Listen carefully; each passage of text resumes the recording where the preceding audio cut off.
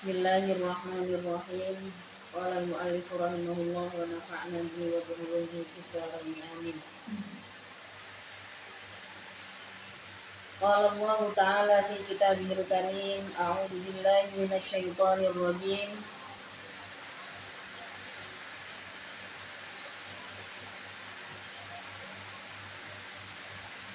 Walladzina kafaru lahum syarabun min hamimin wa 'adzabun alim.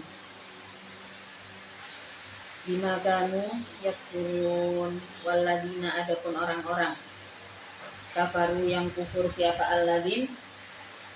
Walladzina, adapun orang-orang kafaru yang kufur, siapa alladzin? Itu lahum, itu tetap bagi alladzin syarabun, adapun minuman min hamimin, dari air mendidih. Min hamimin, dari air mendidih. Ma'in artinya air, baligho yang sampai, apa ma, nihayatal haroroti, pada puncaknya suhu panas. Jadi mungkin titik didih yang sangat-sangat panas ya, yang barangkali suhunya itu tidak ada di ukuran dunia. Wa adabun, dan siksa alimun yang pedih. Mu'lamun artinya, mu'limun artinya yang dipedihkan. Bima sebab perkara, bima sebab perkara kanu yang ada siapa alladzin itu yakfuruna, kufur atau menutup diri, menolak siapa alladzin, ai bisa bagi kufrihim, artinya dengan sebab kufurnya alladzin, kufur menolak kebenaran Allah. Jadi sebenarnya istilah kufur, orang-orang kafir kan gitu ya, kafaro itu artinya adalah menutup diri. Beda maknanya dengan syirik. Kalau syirik itu menyekutukan Allah. Nah, syirik itu bagian dari kata kufur. Sebenarnya Islam itu menghormati umat manusia ya. Mengajarkan kita bagaimana menghormati umat lain yang tidak beragama Islam dengan mengatakan kafir. Itu istilah yang lebih lembut dibandingkan yang dipakai sama agama lain ya, kayak orang yang tidak misalkan orang Kristen gitu ya, menyebut orang-orang di luar agamanya itu sebagai domba sesat gitu. Nggak kenal kok ngatain kita domba ya. Jadi sebenarnya ya istilah kafir itu lebih lembut dibandingkan istilah yang dipakai agama lain. Cuman kadang-kadang memang akhirnya karena istilahnya begitu dikemaslah seakan-akan kafir itu adalah satu istilah yang yang buruk begitu. Orang Islam itu rasis gitu, yang di luar Islam dikatakan kafir, padahal yang di luar Kristen malah dikatai domba, lu kok enak ini gitu. Jadi sebenarnya Al-Quran itu memilihkan kita kalimat-kalimat yang baik. Nah, karena sudah dipilihkan kalimat yang baik, maka kita harus belajar komunikasi yang baik gitu. Disesuaikan dengan, biasanya kan ada adat istiadatnya gitu. Tentu saja tingkat kelembutan tata bahasa itu ya sesuai dengan daerah begitu. Kayak di Indonesia sendiri beragam. Ada yang pegunungan, biasanya bahasanya tentu lebih, jadi orang yang cenderung bahasanya agak kasar itu biasanya orang yang tinggal di pegunungan sama di pesisir. Kenapa? Awalnya seperti apa? Karena rumahnya jauh-jauh jaraknya. Jadi kalau ngomong, kalau menyapa harus dengan teriak. Dan ini akhirnya menjadi budaya. Nggak masalah, itu budaya. Terus nanti beda lagi yang di dataran rendah, yang nggak laut juga nggak gunung. Itu juga macam-macam. Kasarnya orang Sidoarjo sama kasarnya orang Surabaya aja beda, ya kan? Nah, ini satu budaya. Yang terpenting dalam satu budaya kita juga belajar cara lembutnya kayak gimana. Nah, itu kita juga harus tahu, harus paham. Nah, kembali lagi penjelasan soal kafir ya. Jadi istilah kafir ini adalah satu istilah yang dibuat sebagai bentuk orang-orang yang menolak kebenaran Allah. Nah, di dalam perilaku kafir itu ada syirik ya, terus menolak Al-Quran, Sampai akhirnya kalau kafir kok nggak masalah, tapi yang kemudian menjadi masalah sampai melakukan penyerangan, nolak. Kalau nolaknya itu sampai yang melakukan penyerangan seperti yang dilakukan terhadap Rasulullah. Banyak juga orang-orang kafir itu pada masa itu nih, yang juga nggak ikut nih dengan rekayasa yang dibuat oleh pembesar-pembesar mereka. Bahkan lancarnya misi misi jahat kepada Rasulullah dan umat Islam itu tidak lepas dari susunan rencana yang dilakukan oleh orang-orang munafik. Berikutnya, adapun Allah itu alladzi dzat ja'ala yang menjadikan siapa alladzi asyamsa pada matahari diyaan sebagai penerang. Dzata biyain artinya yang memiliki daya penerangan. Dzata biyain artinya yang memiliki daya penerangan. Ainurin artinya cahaya. Wal qamara dan menjadikan pada rembulan nuron pada cahaya.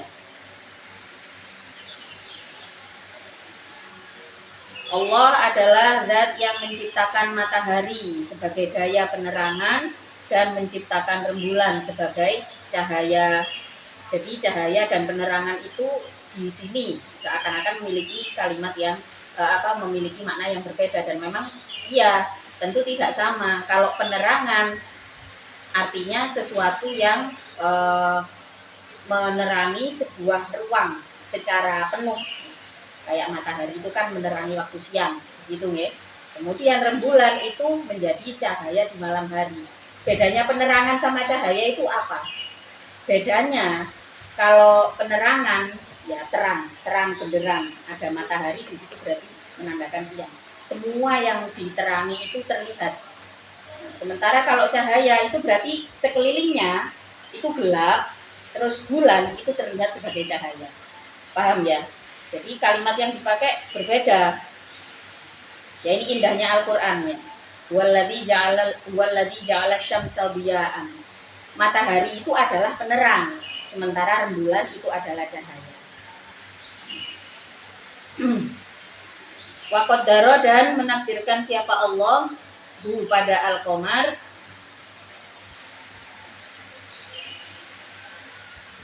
min haitsu sayrahu dari arah beredarnya Al-Qamar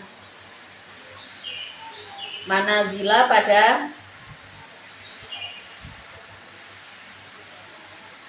tempat-tempat, manazila pada tempat-tempat sama niatan dengan 8 wa isyrina dan 20 apanya mangzilan tempat-tempatnya. Fi samanin di dalam 8 wa isyrina dan 20 apanya lailatan malamnya min kulli syahrin dari tiap-tiap bulan. Wa qaddarahu manazil. Manazil itu apa? Perputaran, pergantian antara tapi ini kembalinya ke Qamar ya. Ini manazil ini adalah pergantian malam. Peredarannya matahari itu seperti apa? Di sini oleh mufassir dikatakan ada 28 manazil, 28 manzil ya di sini. 28 putaran malam pada setiap bulan. 28 malam pada setiap bulan. Wayastatiru loh kan, tapi bulan itu ada 30 nih. Ini kemudian dijelaskan. Wayastatiru dan tertutup. Apa Al-Qamar lailata ini pada 2 malam. Ingkana apabila ada apa asyahru 1 bulan itu salasina 30. Jadi maksudnya ada yang 28, ada yang 30. Apanya yauman harinya. Kalau ada bulan yang berisi 28 hari, berarti yang 2 malam itu bulannya tertutup, udah ganti sama bulan yang baru. Nah, ini yang dipakai untuk hitungan puasa ya, pergantian bulan di dalam Islam, terutama yang diikuti oleh ulama-ulama kita, ulama ya. Itu pakainya adalah pergantian bulan. Kalau harinya 30 dibandingkan dengan yang 28, nah berarti yang 28 itu 2 malamnya tertutup, otomatis jadinya cuma 28. Ada yang 30. Terus kemudian aulailatan atau 1 malam, ingkana apabila ada syahr itu tis'atan 9 wa ishrina dan 20 apanya yauman harinya. Kalau 29 hari, nah berarti yang sehari itu tertutup. Diciptakan matahari sebagai penerangan, kemudian rembulan sebagai cahaya, tujuannya lita'lamu supaya belajar kalian bidzalika dengan alladzi ja'ala syamsa dhiya'an wal qamara nura tersebut. Ada sinina pada hitungannya tahun-tahun, wal hisaba dan hitungan hisab. Ma khalaqa tidak menciptakan siapa Allahu Allah dzalika pada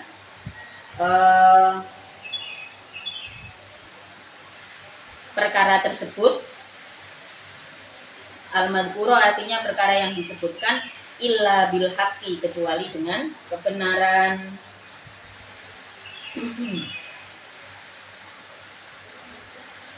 La abasan yang tidak menyia-nyiakan siapa Allah Ta'ala, maha luhur siapa Allah, anggalika dari abasan tersebut. Jadi diciptakan, kan kemarin disebutkan penciptaan makhluk, itu berapa hari.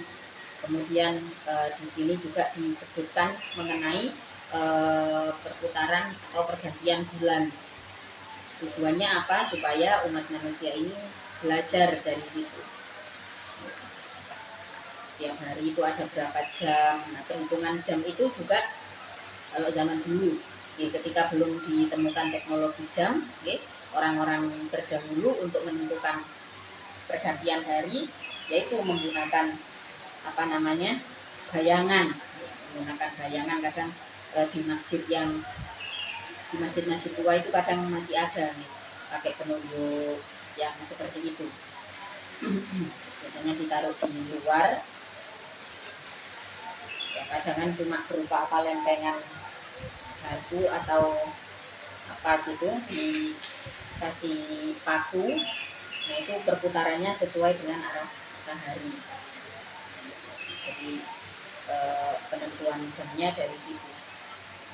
Kemudian teknologi berkembang dan seterusnya. Nah salah satu hal yang patut kita syukuri sebagai umat manusia adalah kesempatan belajar. Adanya hari-hari ya supaya kita paham mengenai semuanya, mengenai proses, mengenai pergantian tahun dan seterusnya. Semua itu diciptakan oleh Allah dengan segala kebenarannya, dengan sesuatu yang hak. Artinya nggak mungkin sia-sia, tidak mungkin apa yang diciptakan itu sesuatu yang batil. Jadi pasti ada manfaatnya. Apalagi maka hari saja yang diciptakan itu ya tujuannya untuk manusia juga. Nah kok manusianya merasa nggak berguna, ya sudah, ini berarti sudah menyalahi nikmat Allah, mengkufuri nikmat Allah sudah. Kita sebagai manusia merasa nggak berguna, padahal semua itu ada gunanya. Semua itu ada gunanya. Mau itu cacing, set, bahkan sekarang itu ada pengembangan teknologi pertanian, bukan pengembangan sih, istilahnya ini dulu dilakukan atau menjadi indikator satu tanah itu subur atau enggak.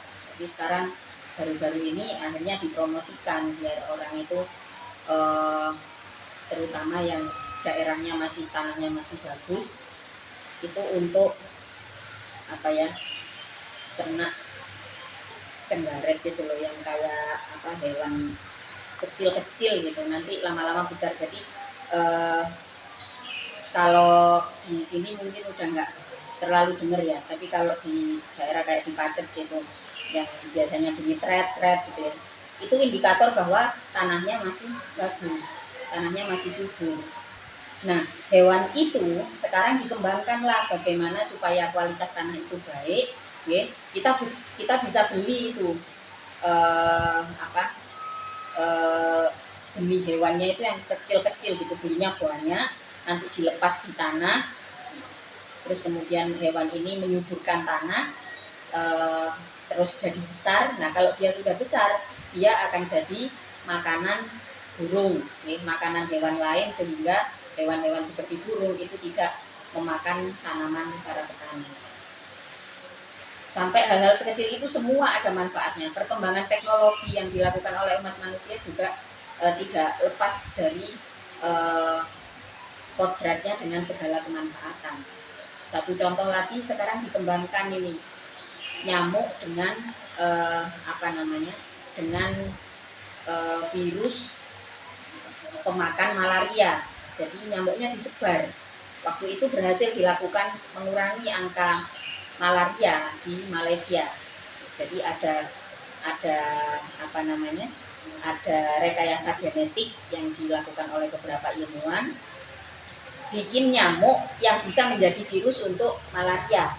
Jadi si nyamuk ini makan nyamuk malaria gitu ya, sehingga satu daerah itu tertutup kemungkinannya untuk menjadi habitat daripada nyamuk malaria. Dikembangkanlah itu nyamuknya, waktu itu berhasil di Malaysia, kemudian dikembangkan di Indonesia untuk menekan atau bahkan kalau bisa janganlah ada musim itu ya. Tapi kalau di Indonesia masih ada banjir ya, wis kalau alam ya kalau kayak gitu. Berikutnya yufasilu menjelaskan siapa Allah bilyai dengan ya, wan nuni dan nun. Jadi bisa yufasilu, bisa nufasilu. Kalau yufasilu menjelaskan siapa Allah, kalau nufasilu berarti menjelaskan aku. Di sini Allah mengucapkan sebagai orang pertama gitu.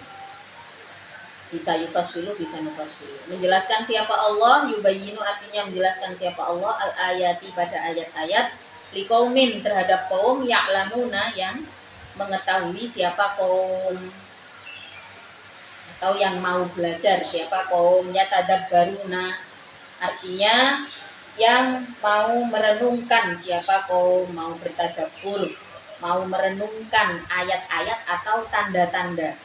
Jadi kalimatnya berhubungan ya. Yufasilul ayat, Allah menjelaskan dengan ayat-ayat. Ayat itu kan tanda. Ayat itu artinya adalah tanda. Allah menjelaskan dengan sangat jelas. Yufasilu itu lebih dari sekedar penjelasan. Kalau kalimat yang dipilih itu yufasilu berarti dijelaskan secara rinci dengan ayat-ayat. Bagi siapa? Ini enggak bagi semuanya, bagi orang-orang yang mau belajar.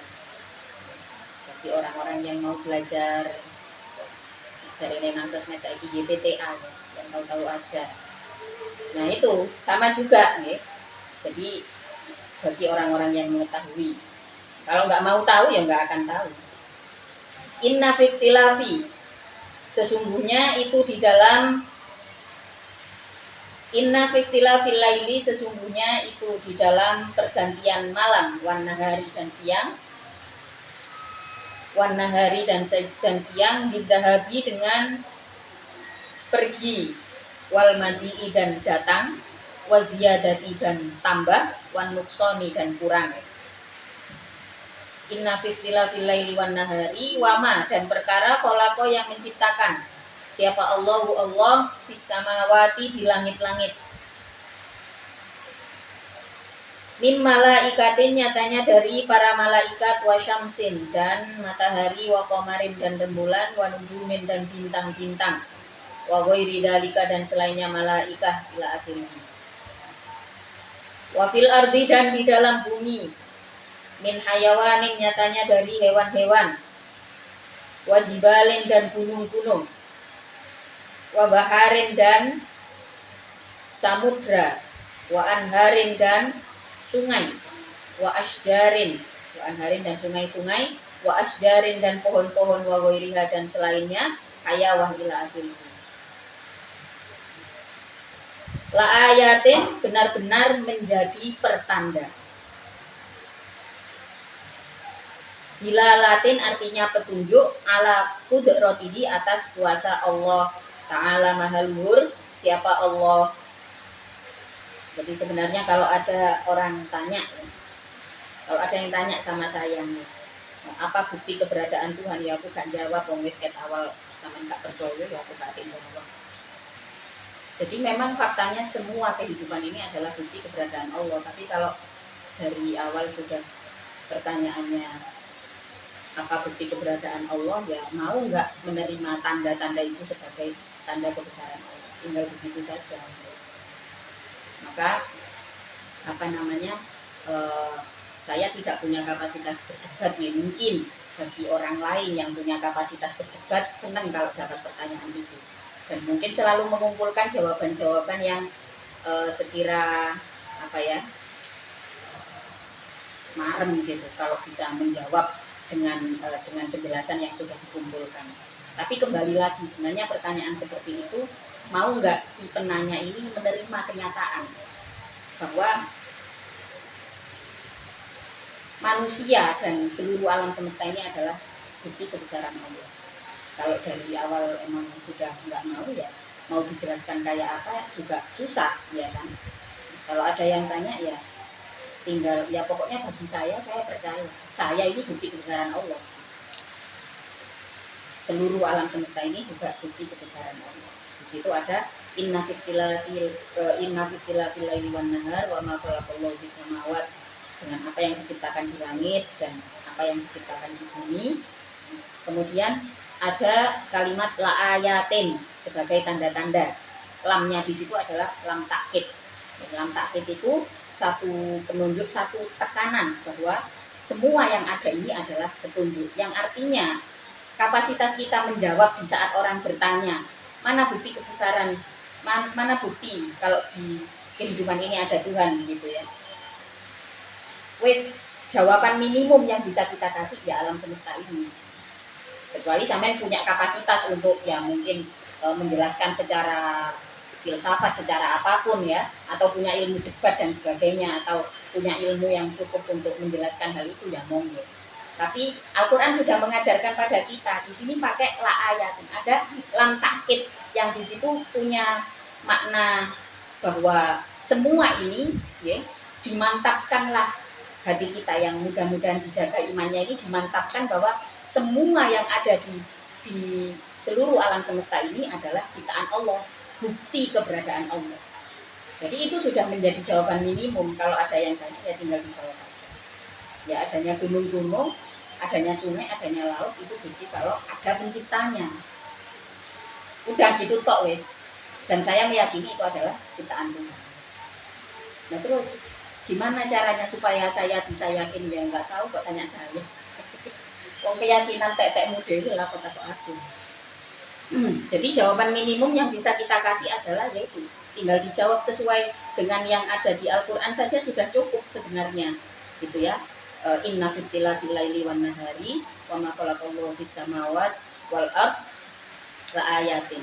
Jadi semua yang diciptakan oleh Allah di sini berupa benda-benda langit, benda-benda bumi, nah itu benar-benar sebagai petunjuk. Likaumin bagi kaum yattaquna, yang bertakwa, yang takut. Siapa kaum pada Allah. Jelas di sini sama Allah lagi-lagi diulang gitu ya. YTTA. Likaumin yattaquna, bagi orang-orang yang bertakwa. Fayu'minuna, maka beriman siapa kaum khosoh, menentukan siapa Allah hum pada kaum bidzikri, dengan menyebutkan, dengan penyebutan kaum tersebut. Yang dimaksud di sini adalah ayat liqaumi yattaqun, li'annahum, karena sesungguhnya kaum itu al-muntafi'una, mengambil manfaat. Siapa kaum biha, dengan al-ayat, biha dengan al-ayat. Jadi ditentukan Oleh Allah ditentukan eh, pertanda ini bagi orang-orang yang bertakwa. Kenapa? Karena kalau orang itu bertakwa, ya, orang itu kalau ada rasa percaya tentu akan berhati-hati. Ya. Kita percaya sama orang tua kita, apa yang diajarkan oleh orang tua kita itu adalah kebaikan, maka kita akan berhati-hati supaya nggak melakukan kesalahan, supaya nggak ceroboh, kan gitu ya. Itu kalau hubungan sama manusia. Sama Allah juga gitu. Kita percaya dengan aturan Allah, maka kemudian kita akan berusaha melakukan yang terbaik. Itu kan makna daripada takwa. Nah, dengan ketakwaan kita jadi tahu apa fungsi kita hidup di dunia. Apa dari dunia ini yang bisa kita ambil manfaatnya. Gitu. Maka kemudian dari ketakwaan itu terawatlah, ya, apa-apa yang ada di dalam hati kita, keinginan untuk belajar, keimanan, ya, semuanya dari ketakwaan itu. Innaladina, sesungguhnya orang-orang layar juna yang tidak mengharapkan siapa alladin liko ana pada pertemuan denganku, Allah yang dimaksud di sini ya. Bil ba'tsi, dengan hari kebangkitan. Bil ba'tsi, dengan hari kebangkitan, warodu, dan hanya ridho siapa alladin bil hayati dunia, dengan kehidupan dunia, badalal akhirati, artinya sebagai pengganti akhirat, liingkarihim, karena ingkarnya alladin laha terhadap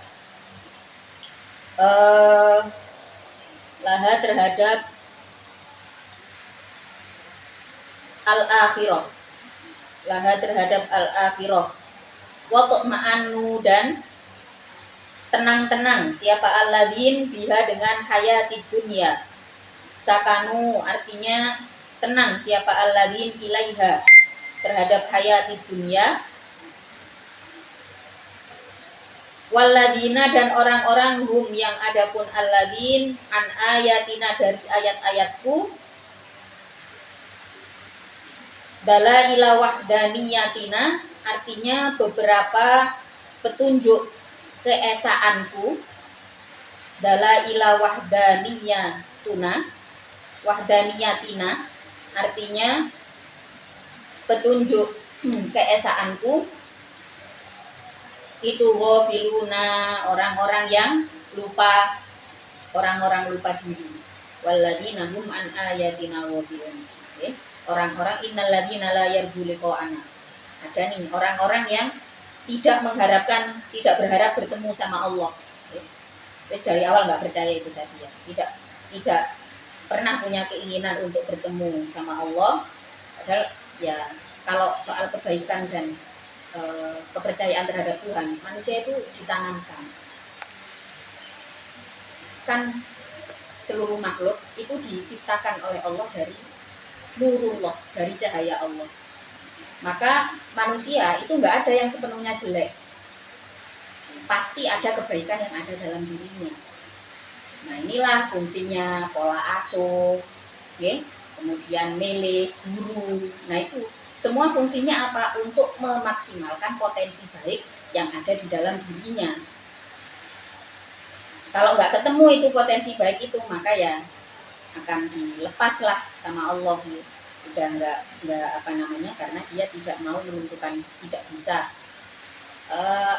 tidak dipertemukan dengan sesuatu yang baik yang bisa memaksimalkan kebaikannya. Akhirnya apa? Allah menggunakan di dalam Al-Quran untuk orang-orang yang seperti itu, yang ya mau menggantikan akhirat dengan hanya sibuk dengan kehidupan dunia, pokoknya nggak maulah percaya bahwa ada akhirat dan sebagainya. Sibuk dengan kehidupan dunia itu ya macam-macam, kadang-kadang topengnya juga topeng akhirat gitu ya. Kayak sekarang orang mikir, oh alumni pondok pesantren itu nanti harus jadi seperti ini gitu ya. Padahal sebagai alumni pondok pesantren ya, selain jadi pengangguran yang keramat, ya, mestinya kita itu bisa jadi pekerja yang tetap bisa ngaji gitu, ya, yang tetap merawat agamanya. Jangan kok dipikir mondok mari ngono mulih-mulih ya kemana jadi pengangguran yang dikeramatkan. Seneng narik pondok itu lagi dikeramatkan. Nah, ini kan sebenarnya menggantikan posisi akhirat dengan duniawi. Orang itu percaya akhirat kalau dia percaya pada potensinya. Kalau nggak ada percaya sama potensinya, ya wis, itu berarti dia sudah menukar ya, potensi amalnya. Loh kok bisa? Ya bisa, karena dunia itu ladang amal. Kalau di dunia sudah nggak banyak amal, apa sing katene disetor oleh timbangan apa ini teko Gusti Allah, enggak ada. Jadi orang-orang seperti itu ya, tapi ada. Di Al-Quran disebutnya apa? Hum an ayatina ghafilun. Mereka adalah orang-orang yang lupa. Jadi ya harus diingatkan, terus mengingatkan apa namanya, untuk bergerak ya, untuk beribadah dengan baik, bekerja dengan baik. Seluruh amal di dunia ini kan butuh biaya ya. Maka pekerjaan atau kasbul halal ini menjadi suatu keharusan yang nilainya setara dengan jihad ya, yang nilainya setara dengan jihad. Maka kalau punya pasangan perlu itu dibicarakan, sumber maisahnya dari mana ya, sumber pendapatannya dari mana. Nggak apa-apa nemenin dari nol, nggak apa-apa, asalkan jangan yang dari nol ini potensinya ya repot.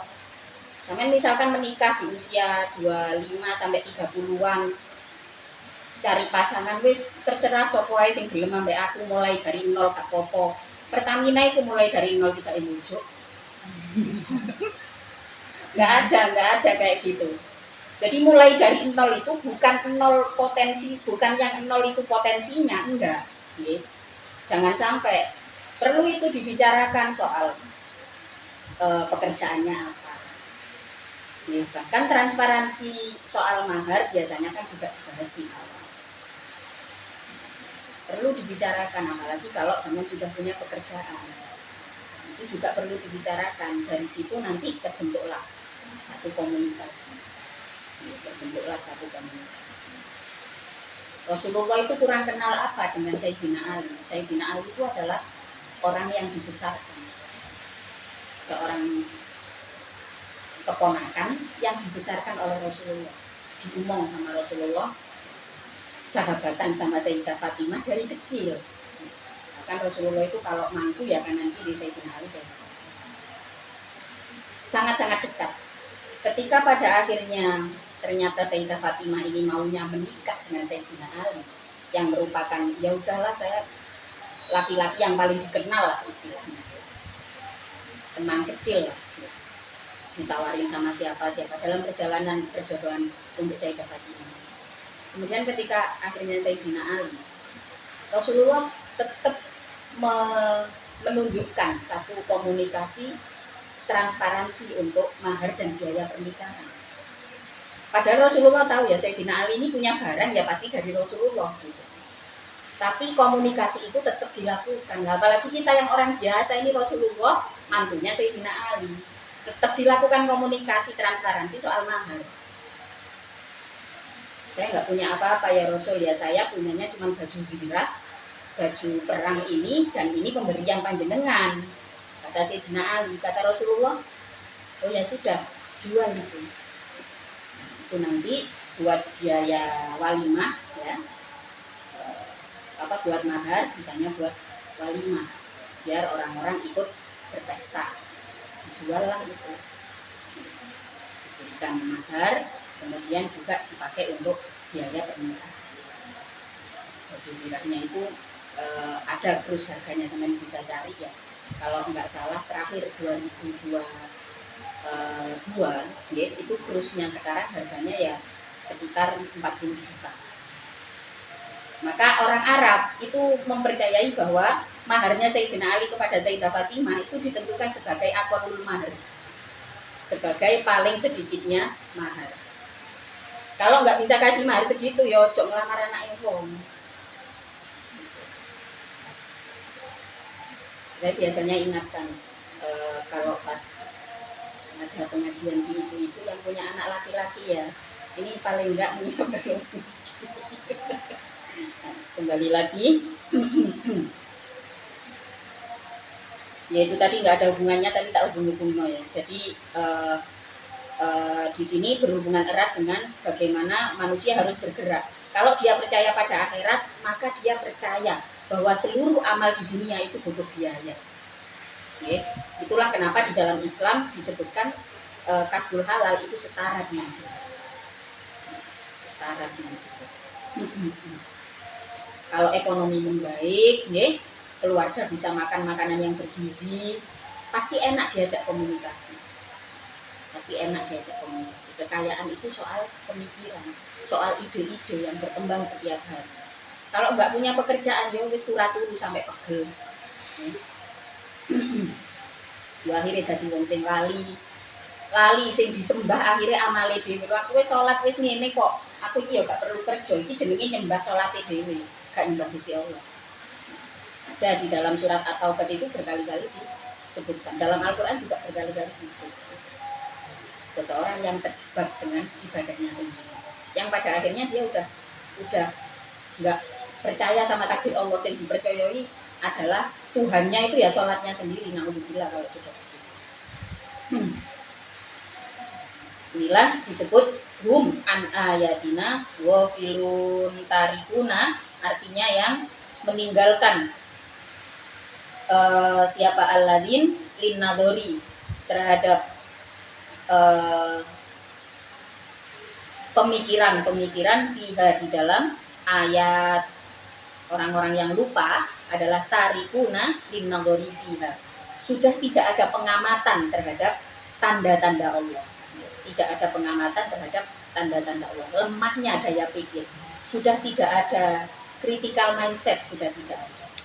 Ulaika adapun alladin itu makwahum, adapun tempat kembalinya alladin itu an-naru, neraka.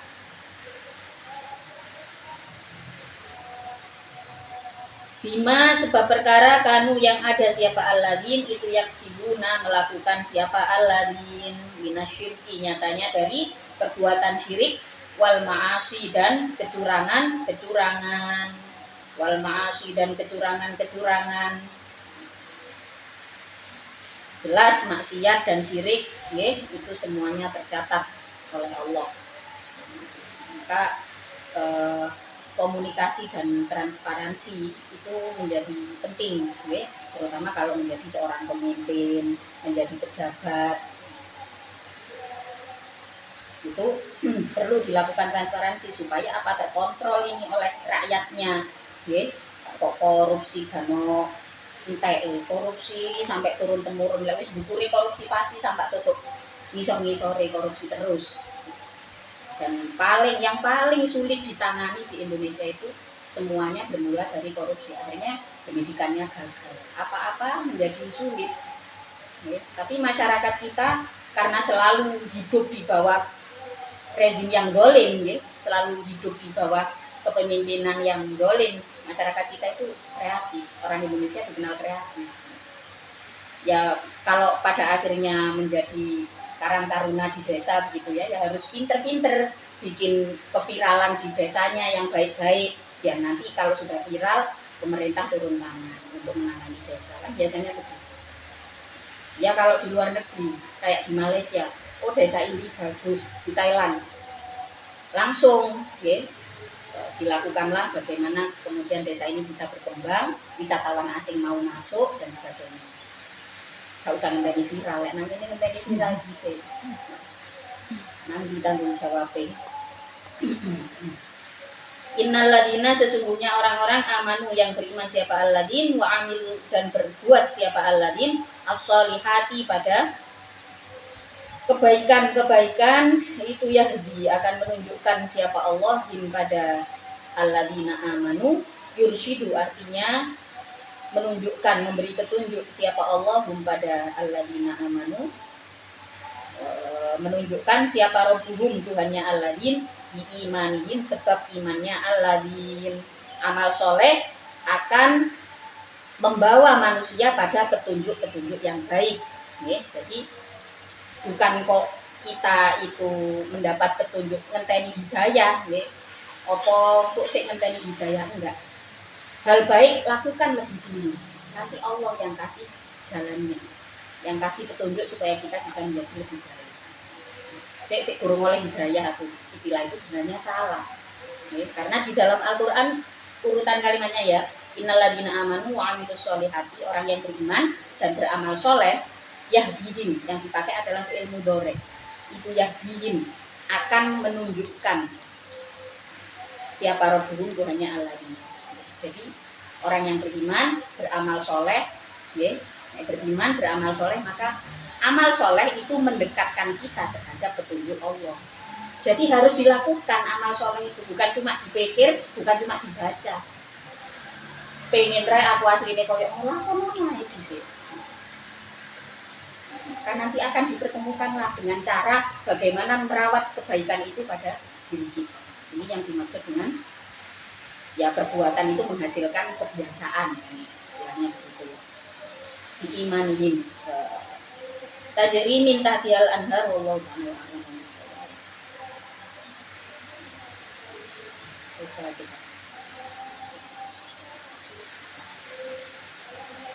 Sama hari Jumat nih.